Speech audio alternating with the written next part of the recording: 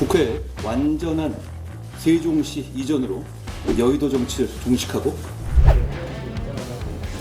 세종시 이전 찬성하고 수도 이전도 해야 된다고 저는 생각하고요. 국민의힘에서 여러 정치인들이 0% 지지를 가지고 많은 말을 쏟아내던데 다른 여론조사가 나왔는데 왜 그분들에게 반문하지 않는지, 다른 여론조사가 대여섯 개 나왔는데 이건 어떻게 생각하시나요? 물어야 되는 거 아닙니까? 네. 답을 하나도 안 하신 것 같아서 국민의힘 당사이든 상관없습니다. 나란히 서서 제가 꼭 공개적으로 여쭙고 싶은 질문이 있습니다. 3년은 너무 깁니다. 검찰 독재를 조기에 종식하고 조국을 혁신하겠습니다.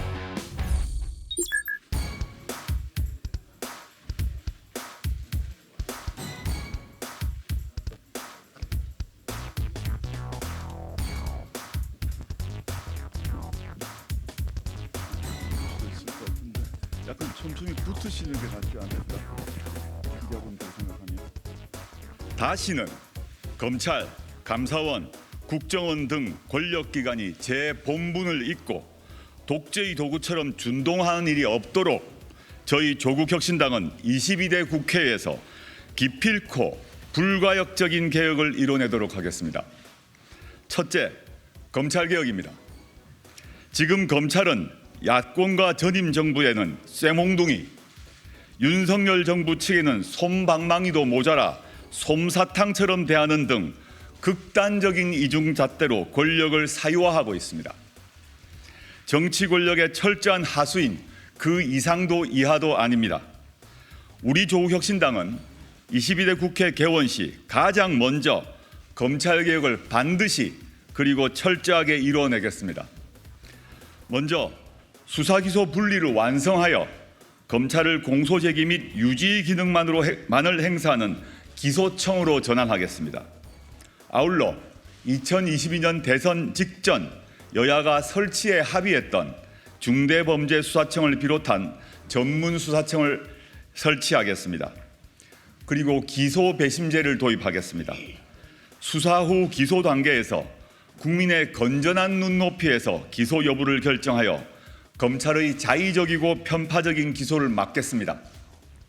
수사 준칙, 검사 직접 수사 개시 범위 규정 같은 대통령령으로 형사소송법, 검찰청법 등 상위법을 무력화하는 시행령 등에 대해서는 국회의 입법의 우위를 명확히 하는 입법에 나서겠습니다.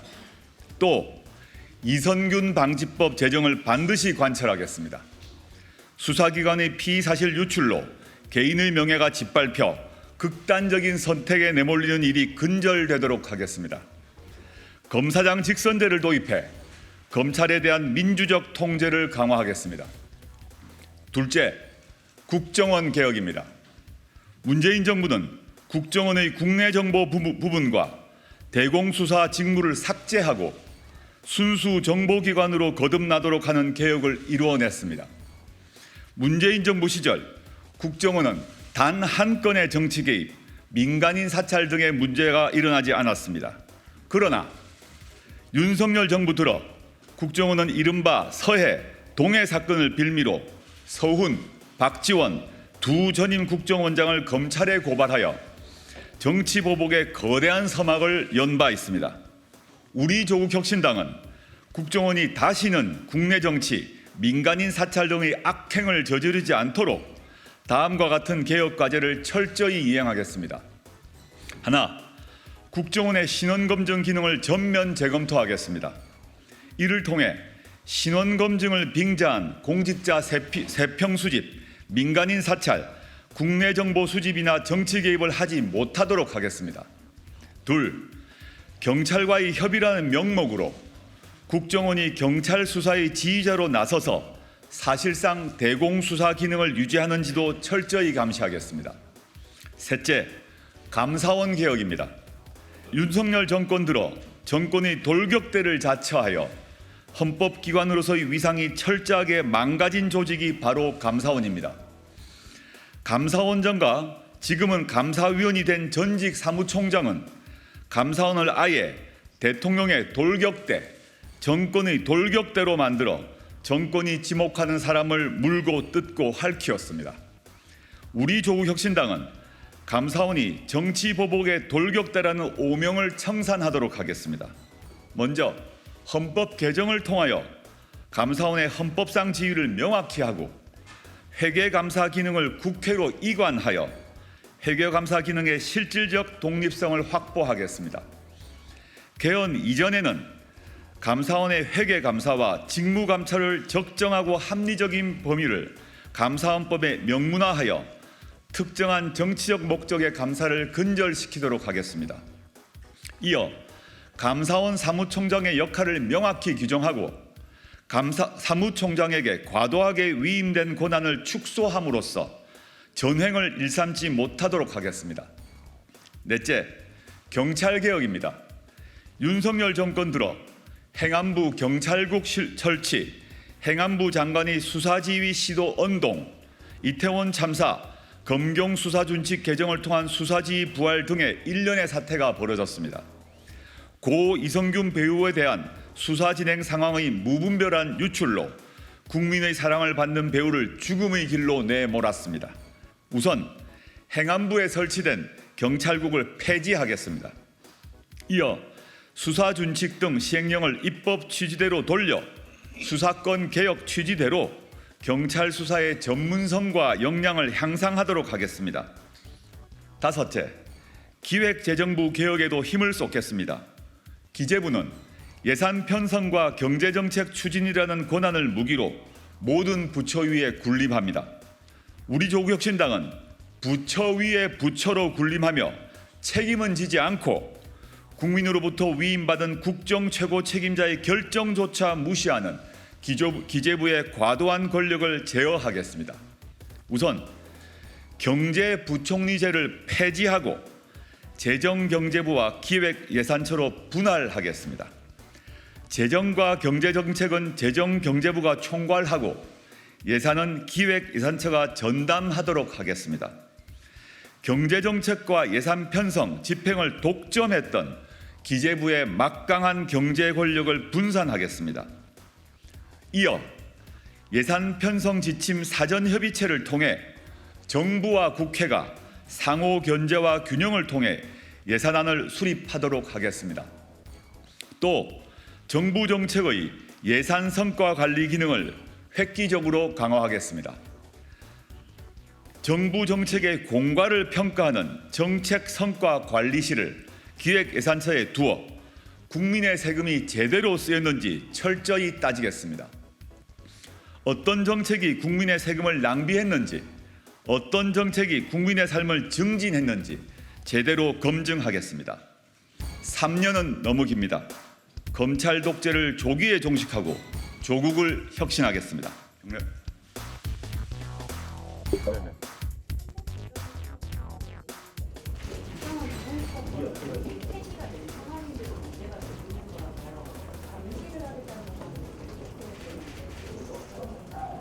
대형수사권 이미 폐지되었지 않습니까? 법률로 이미 폐지되었는데 그 법률을 윤석열 정권이 지켜야 되는 거죠.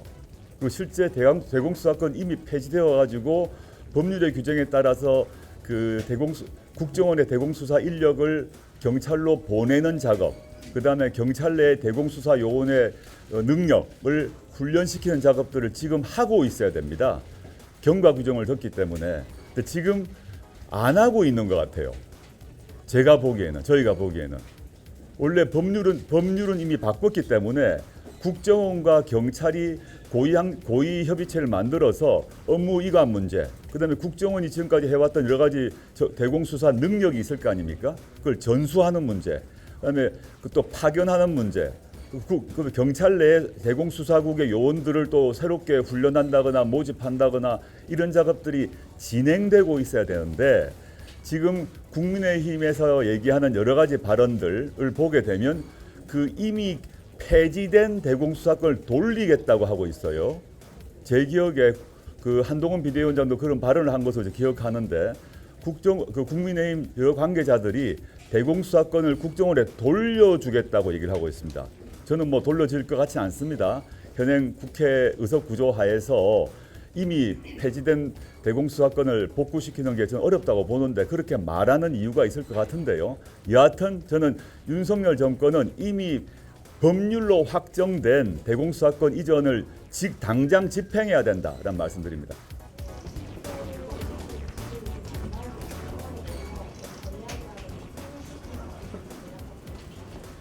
일단 지금 여러 언론에서 20, 30대 지지가 낮다 등의 얘기를 하는 게 그 출발이 한국갤럽의 뭐 지지난주인가 날짜는 정확하지 않습니다. 그 여론조사만 가지고 얘기하는 것 같습니다. 그 뒤에 나온 미디어 토마토, 스트레이트 뉴스 등등등에서 거의 대부분의 여론조사에서 18세에서 29세까지의 여론조사 그 지지율은 20% 초반을 유지하고 있고, 물론 그 20% 초반이 우리 조국혁신당을 지지하는 40대, 50대의 지지율보다 낮은 건 사실입니다. 그런데 지금 기자님께서 질문하셨던 것처럼 특별히 다른 세대별보다 낮은 건 아니에요. 그건 제 주장이 아니라 그 한국갤럽에서의 그 여론조사 하나, 그 이후에 다른 모든 여론조사는 20대가 20% 초중반 유지하고 있습니다. 그건 팩트니까 확인해 보시라. 근데 그게 그 여론조사가 나왔음에도 불구하고 어떤 언론도 그 이걸 쓰지 않는데 저는 왜 안 쓰시는지 궁금합니다.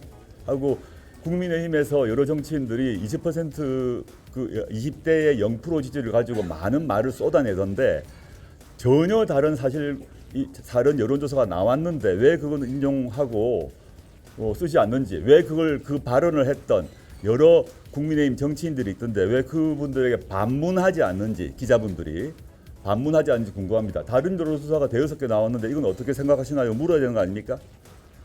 두 번째, 그 여론조사와 별도로 지금 기자님이 말씀하신 것 관련해서는 저희가 아직 20, 30대 그 청년 세대의 마음을 충분히 저희가 받지 못하고 있고, 이런 점을 저희 스스로 성찰하고 있고요. 앞으로 더욱더 가까이 가서 현재 우리나라의 20, 30대 청년들의 고통과 꿈에 대해서 더 많이 알고 더 많이 소통하려고 노력 중이고, 그런 정책 역시 준비 중에 있습니다. 두 가지는 구별해서 따로따로 말씀드리고 싶습니다.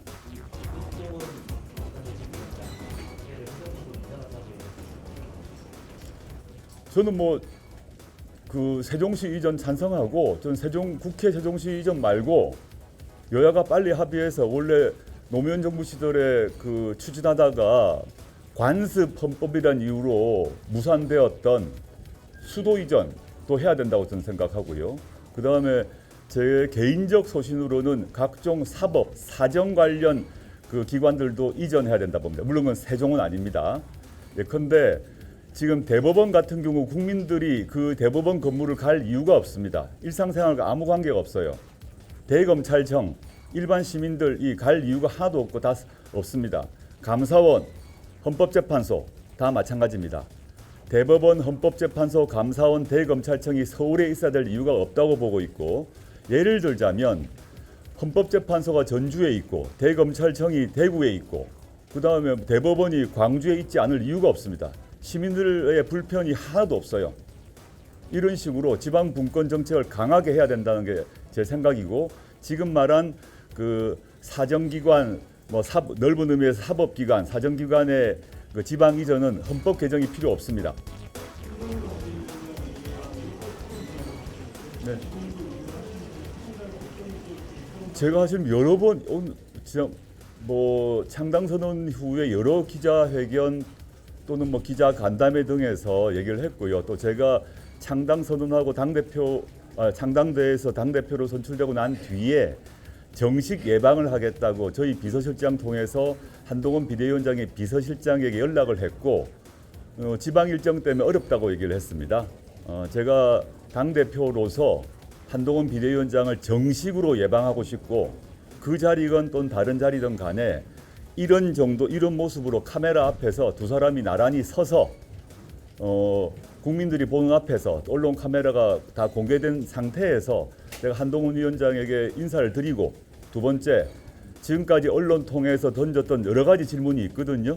제가 많이 공개적으로 던진 질문이 있는데 답을 하나도 안 하신 것 같아서 그런 자리가 속히 마련되어서 저는 방송 스튜디오는 필요 없다고 생각해요. 이런 자리에서 얼마든지 만약에 그런 시간을 내주신다면 제가 지방에 있더라도 올라와서 국회에서건 또는 국민의힘 당사이든 상관없습니다.